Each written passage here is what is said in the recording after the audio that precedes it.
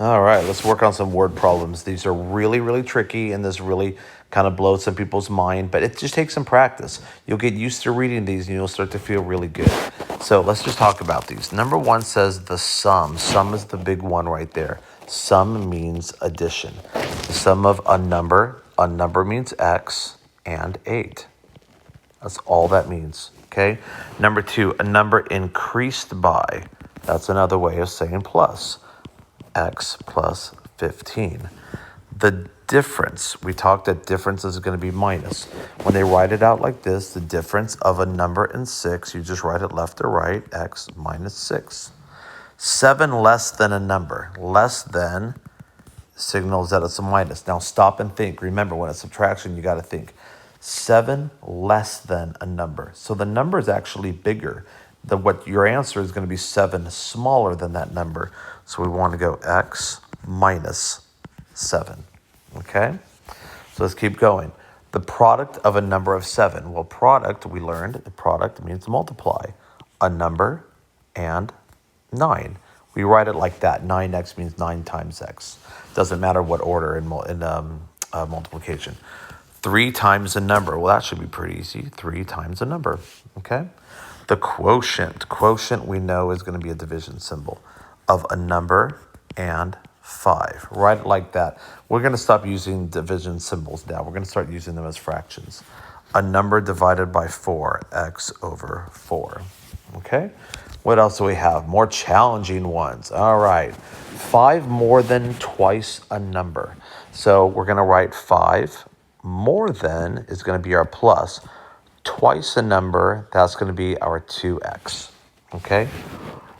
4 times a number, then we're going to decrease by 7. So we're going to start with 4 times the number, then we're going to decrease by 7. So we read this left to right. 4 times the number is 4x. Decreased by means we're going to make it smaller by 7. Okay? 10 less than the product of 3 and a number. Well, that less than is a minus sign. And as I said before, be careful.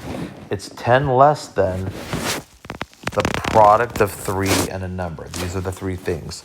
Well, it's going to be 10 smaller than the product. So we want to write the product of 3 and a number first. That's going to be 3x. And then we're going to go minus 10 because we want to be 10 smaller than the product of 3 and a number. Okay? Number 12, the quotient. Well, I can stop right there and go like that. Of a number and 6 increased by 2. Well, increased by would be our plus. Let's go on to 13. 8 more than half a number. That means x over 2. When we take anything by half, we just divide over 2. Okay? The difference between, that means a minus, 12 and a number. Well, when they write it like this, the difference, we just go left to right. 12 minus a number. Okay? Number 15, a number multiplied by 5, then. They even tell you the then really actually helps you. It helps you to go left to right. Okay? So we're just going to go, oops, sorry, hit a wrong button there. A number multiplied by 5, then subtract the 9. All right, be careful with subtraction here. All right, let's be careful. 6 less than a number. So it's going to be the number, and we want it to be 6 smaller, so we write it like that. Okay? 17, the difference of 6 and a number. When they just throw out the word difference, we're just going to go left to right. Okay? A number decreased by 11. So I'm going to start with the number, and then I'm going to decrease it by 11. So that one's left to right. 11 less than twice a number. So we're going to take twice a number, and then we want it to be less than, we want to take away 11. So the 11 needs to be on the right side of that. The difference between, that usually means left to right, a number and 4. All right? Let's do some real world ones. These are ones that you might find in your textbook. Wow, I got a lot on here. Sorry, this is a long video, huh? But that's good. You should learn how to do these word problems. Okay, you earn $12 per hour and work X hours. Okay, well, I know I'm going to make $12 per. When you see per, often that's going to mean you're going to multiply. $12 per hour is 12x, okay? Now, if I work 3 hours, I would plug that in and times 12 by 3, 36. If I worked 5 hours, I'd plug 5 in. So you can always do some real-world checks to make sure that it makes sense. Do a sanity check afterwards. A gym charges $25 sign-up fee plus $10 per month for X months. So I don't know how many months I'm going to have this gym membership. You know, maybe I got excited. It's going to be New Year's. I'll be there for 3 months and I'll quit. Likely I'll be there for like 2 years and just pay a membership and never show. But whatever. I'm going on a tangent. But anyways, that gym, it charges $25 just to sign up. Whether you go any month or not, it doesn't really matter. You are out $25. But also, you're going to pay $10 for every month you're going to go there. So that's how we write that one up. Movie tickets cost $9 each. You buy who knows how many tickets. All right? However many tickets I buy, I'm just going to times it by $9. That's how I'm going to figure it out. Number 24, you buy X notebooks for $3 each and pay a $5 one-time fee. Why would you pay a $5 one fee to buy X number of notebooks? Just buy the notebooks. If they're going to charge me a fee, forget that. Well, anyways, that's what the problem says. So I'm going to buy X notebooks for $3 each. Well, $3 times however many notebooks. Plus, they're going to make me pay $5 just for the privilege to buy these notebooks. You know what that feels like? A Costco membership. Anyways, streaming service costs $15 per month. Okay, $15 per month.